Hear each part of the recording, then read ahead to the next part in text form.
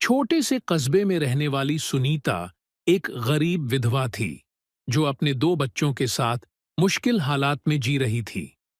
उसका पति एक मजदूर था, लेकिन एक हादसे में उसकी मृत्यु हो गई थी। घर चलाने की जिम्मेदारी अब सुनीता के कंधों पर थी। काम की तलाश में सुनीता कई जगह गई, लेकिन बिना पढ़ाई लिखाई के उसे कोई अच्छी नौकरी नहीं मिली। फिर एक दिन उसने सोचा कि क्यों न कुछ खुद का काम शुरू किया जाए। उसे खाना बनाना बहुत पसंद था और उसके बच्चे अक्सर पिंचा खाने की फरमाइश करते थे, लेकिन महंगे दामों के कारण वह उन्हें कभी दिला नहीं पाई। यहीं से उसे एक आइडिया आया, अगर अमीर लोग महंगा पिज्जा खाते हैं तो क्या मैं गरीबों के लिए सस्ता और स्वादिष्ट पिज्जा नहीं बना सकती? उसने अपनी छोटी सी रसोई में ब्रेड पिज्जा बनाना शुरू किया।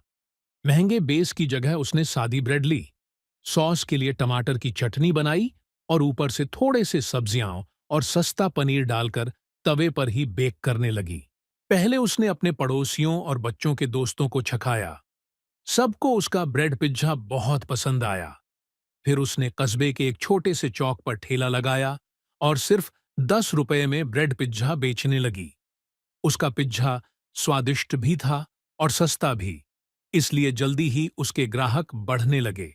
धीरे धीरे उसकी मेहनत रंग लाई। अब सुनीता का ठेला पूरे कस्बे में मशहूर हो गया।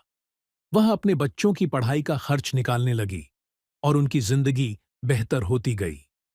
कुछ सालों में उसने अपनी छोटी सी दुकान खोल ली, जहां अब गरीब और अमीर दोनों उसके ब्रेड पिज्जा का स्वाद लेने आते।